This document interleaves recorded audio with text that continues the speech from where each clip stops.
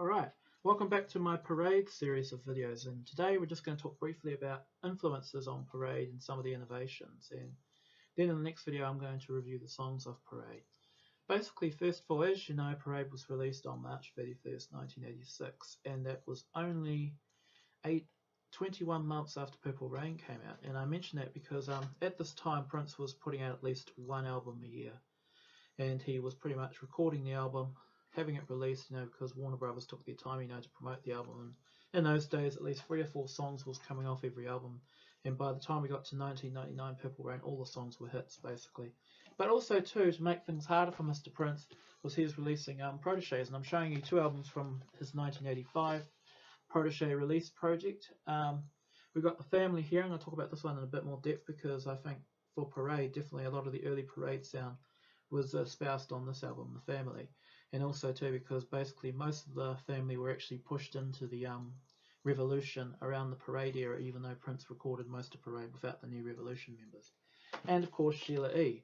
And of course Sheila E, this was her second of her 3 solo albums. This came out in the middle of 1985, and again it has some of the sort of early Parade type sound on it. And that's her group. And this man in the back here, this man with the rings on his hat, that's actually Mr. Levi Caesar. That was actually his first job working for Prince. It was actually as the bassist in Sheila E's backing group. And of course what happened was at the end of 1986 when Brown Mark left, Mr. Caesar was asked to come in on bass in Prince's Sign of the Time group. And then of course by the time New Power Generation was formed, Levi Caesar came in on lead guitar when Sonny Thompson took over. So it's another piece of Prince history for you. Anyway, so moving right along, basically Parade, I'm going to mention Purple Rain because Parade does not really sound very much like this album here, Around the World in a Day, which was the precursor to Parade. Although the colourful artwork is, I think that's just beautiful. I'm wasting time showing, not talking about Parade, but this is cool. So this is some of the influence of the artwork that came before. This was this big, bright, colourful period that Prince had. Here's the mural complete, basically, and you can see that various images here, they are actually taken for the single illustrations. See the little black child there? This one was the America single. The lady holding the candy, that's the Raspberry Beret cover, and the old lady crying next to it, that's a Pop Life single cover. Yeah, so why I mentioned that was because Purple Rain finished touring on April 7th, 1985. April 21st, 1985, this came out, although Paisley Park had been released as a single slightly earlier. Prince originally didn't want any promotion, but for DJs to play the tracks they wanted, and they started playing Raspberry Beret, so Raspberry Beret was the first hit. But already by that stage, Prince was in the studio and he recorded the first 4 tracks to Parade. And they were Christopher Tracy's Parade, which originally started life as the Wendy written composition, Little Girl Wendy's Parade.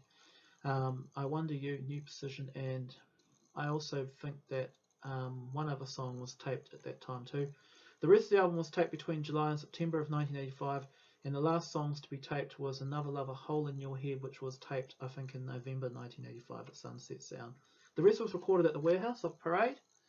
And basically I've heard that Life Can Be So Nice, I Wonder You, New Position, and of course Christopher Tracy's Parades were collaborations. Kiss was a collaboration. It started off as a Prince acoustic number, and Kiss, of course, as you know, was written by Maserati, Brown Mark's group.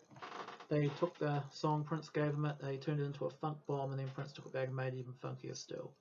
And fortunately those of us in the know actually have a copy of the Maserati version, which is really funky. Anyway, getting back to the influences, the most influential album before Parade, so you got that very close link to Purple Rain, and it shows how much Prince had changed, was this album. This is The Family. Prince put this group together at the end of 1984 out of the ashes of the time, and pretty much St. Paul Peterson was actually the new guy on the time. He was brought in. Susanna was Prince's girlfriend, Susanna Melvoin. This is one who inspired all the great ballads of Sign of the Times, like Strange Relationship.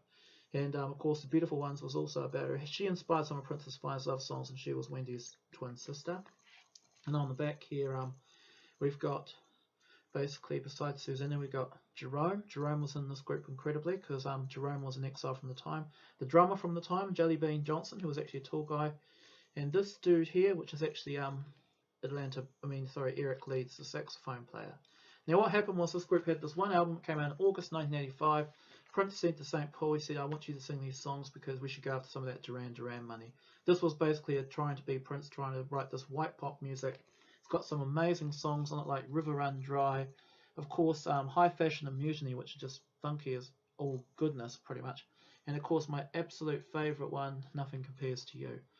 But the thing about this album, why I'm showing it so much, everyone, this is a parade video, I keep showing you these old albums, is because if you see really tiny in the bottom now, I doubt you can see it, it says orchestra produced, composed and arranged by Clare Fischer. This is the first time Prince brought Clare Fischer in to score some of his work. Prince was really impressed, and what happened was, of course, at the end of 1985, Clare Fischer was asked to arrange and orchestrally arrange the music on Parade. And Clare Fischer would go on arranging various Prince albums and Prince projects right until his death in 2010. And now even some of his newer music, like Artificial Age in particular, has actually got his son Brett Fischer. Despite the name, Clare Fischer was actually a man. It almost sounds like a girl's name, I know, but he was a man, and I suspect he was probably Jewish or German, judging with a name like Fischer, because there's a scene. If it was Ness, it might have been an Anglo-Saxon name, but it's not. Doesn't matter really what he is. The fact remains is that all the violins and all the beautiful orchestral backings you hear on Parade are Clare Fischer pretty much, and Prince just fell in love with his work pretty much. And definitely there's violins on this album too. I mean, the main song, Screams of Passion, he got them in the front and the back. But unfortunately this album was not promoted because Prince was away in France, you know, shooting scenes and scouting locations for his new movie Under the Cherry Moon.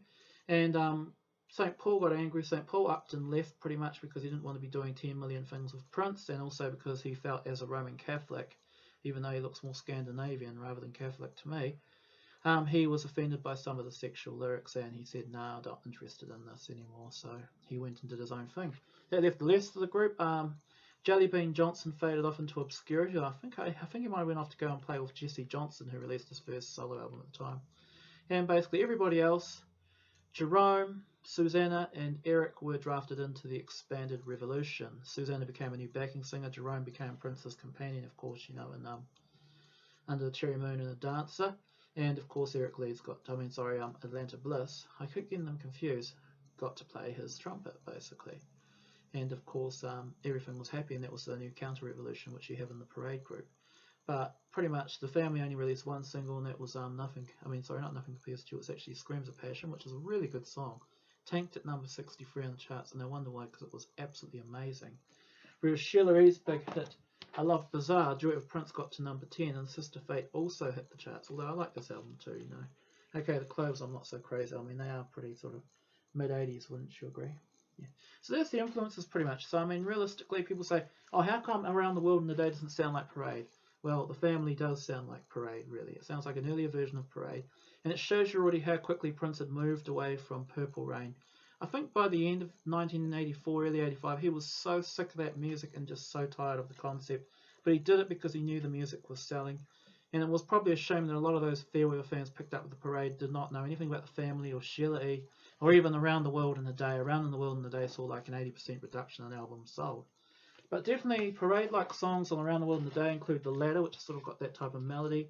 Even Raspberry Beret with its sort of whole drum machine and guitar playing loops, you know, and also his vocals are very evocative of something on Parade.